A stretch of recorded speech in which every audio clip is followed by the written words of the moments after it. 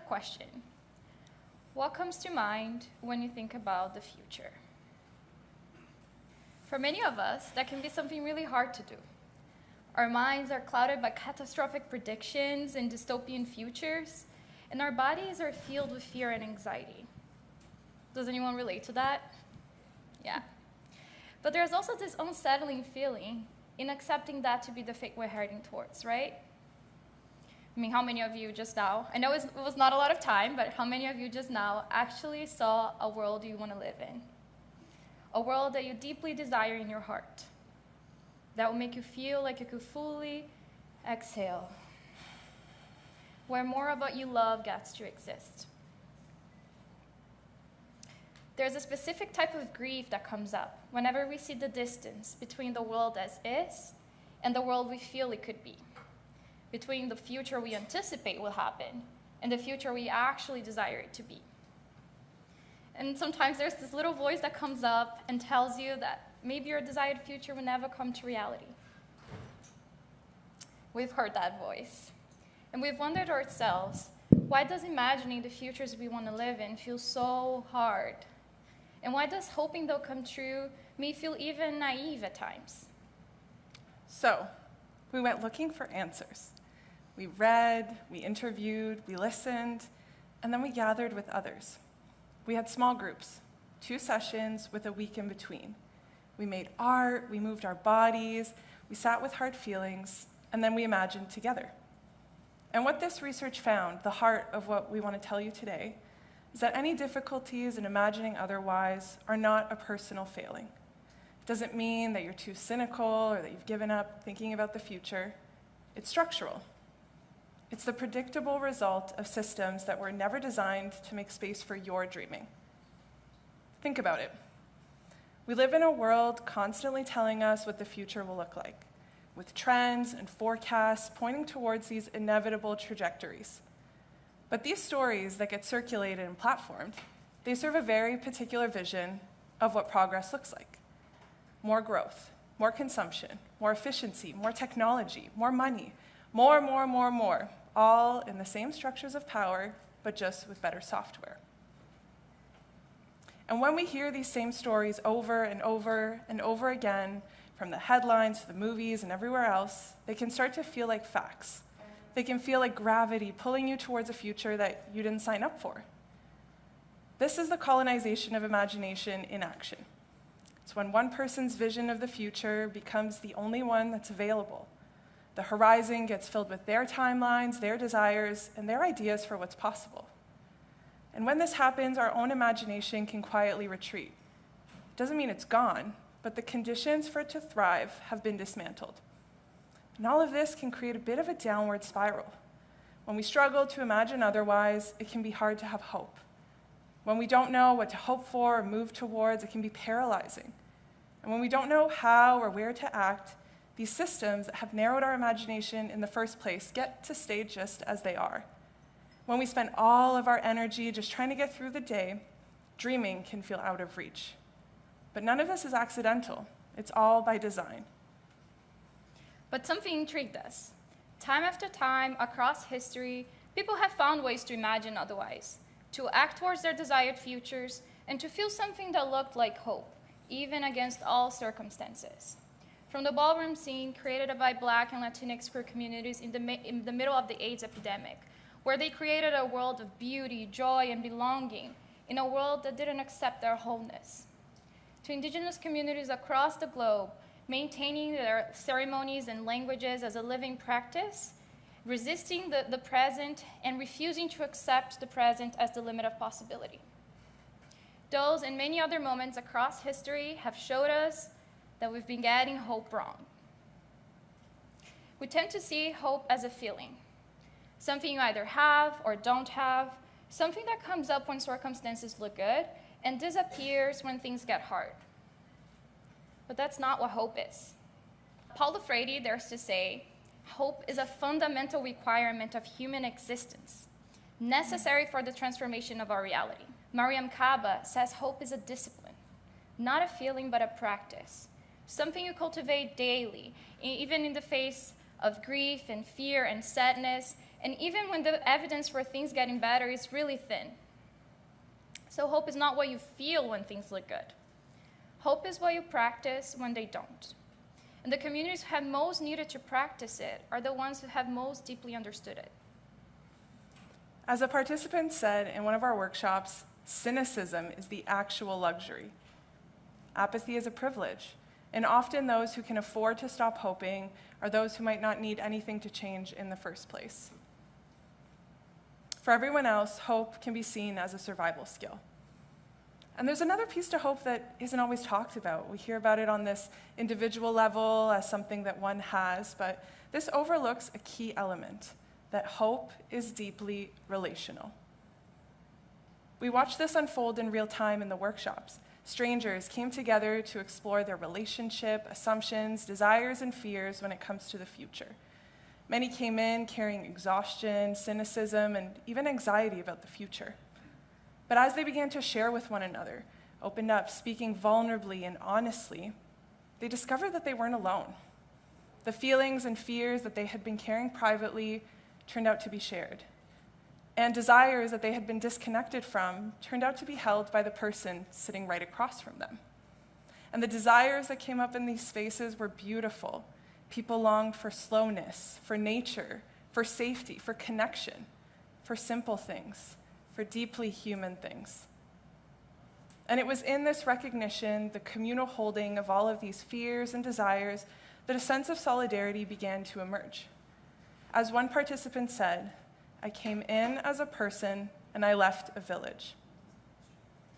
This is what happens when imagination is embodied, honest, and collective, when we can connect with the complexities within ourselves and with those around us.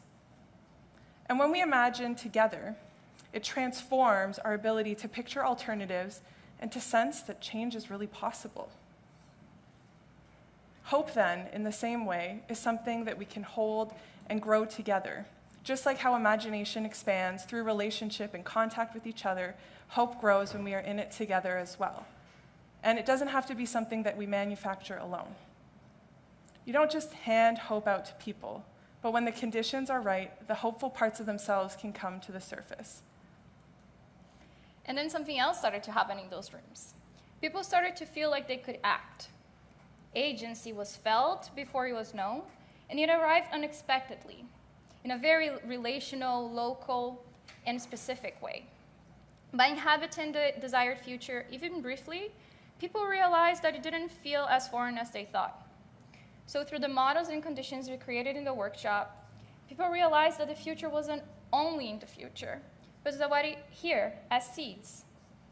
Community organizing, helping a stranger, a friend group showing up for each other. A conversation that felt more honest than the ones you're usually allowed to have. Small, deliberate acts of care.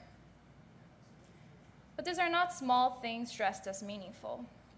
These are the actual substance of the futures we desire, already practicing themselves in the cracks of the present. And then people started to notice, by noticing those seeds, something shifted in their relationship to their own agency. This wall, the concentration of power, the overlapping crisis, the feeling nothing one person does will matter, was still there. And they didn't pretend it wasn't. But something has shifted in how they related to it. They stopped being paralyzed by its size and started asking, what can I do from where I'm standing in relationship with those around me? Now, certainly, no, I'm not alone.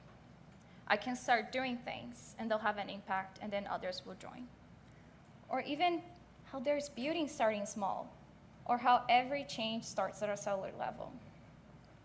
These are statements of political importance. Systemic change has always begun somewhere in particular, with someone refusing to accept the wall as permanent. The group of people practicing in the present the futures they desired.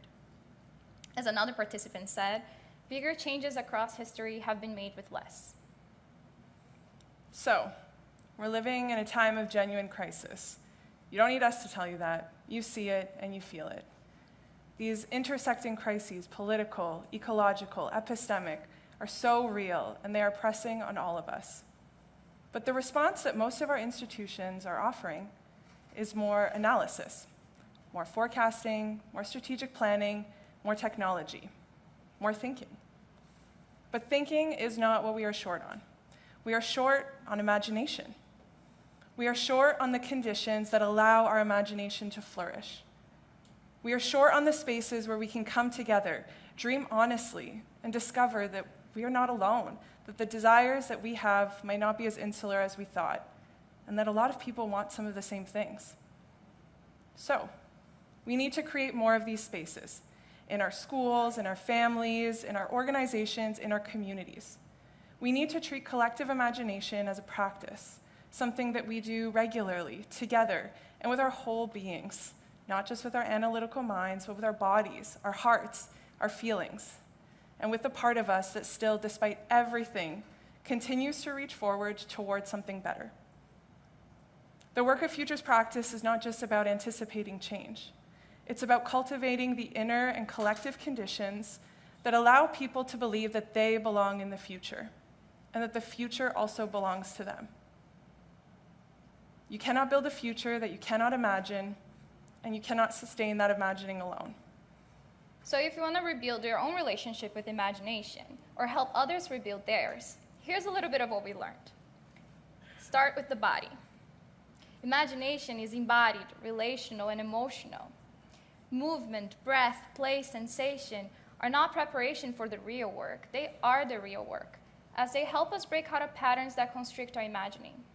So the body is not a vessel that carries that imagination. It is the actual soil of it. Access different ways of knowing. Art, movement, music, sensory explorations are access points to what language cannot reach. Talk about the hard feelings. Grief and fear, they don't disappear if we ignore them, but they shape what futures feel possible from the inside. So name them, especially when with others. And you might find out that you're not the only one carrying those feelings. Embrace the complexities within yourself. The more we can hold our own complexities and contradictions, the more we can hold it for the outside world. Relate, relate, and relate. No one imagines well alone. The encounter with another person's story can change what feels possible and what you can hope for. And lastly, shift your noticing. The pieces of the future that you desire are already here in the present, in small acts, in communities, and in refusals that are happening right now. Noticing them deliberately and against the grain of doom is in and of itself a practice, and it changes what feels possible. So if you had a hard time in the beginning of this talk, imagining a world where you actually want to live in, spend some time connecting with those inner desires, and start noticing, where are the futures you desire already alive today? Not where they will be, where they already are. In your neighborhoods, in your communities, in your relationships, in the small acts people around you are taking. The act of noticing those is in itself a practice of hope. And to take another step further, here's another invitation. Find someone. You can start with one person, but you can ask as many as you want. And ask them, what future do they most desire? What do they feel their body is wanting? What world will make them feel they can fully exhale? And then listen, but really listen, and let their answer change what you thought was possible. Because hope is contagious. One person's expressed desire for a different future can change what the person next to them feels is achievable. You don't know whose imagination you might be expanding when you speak honestly about what you want. And you don't know whose hope you might be nurturing when you continue to persevere. The future is not something waiting for us in some distant horizon.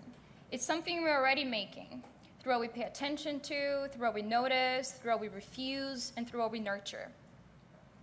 And through what we dare to imagine together. The future is already present. It's germinating. And the question is, what will we help grow? Go gently, go hopefully, and go together. Thank you.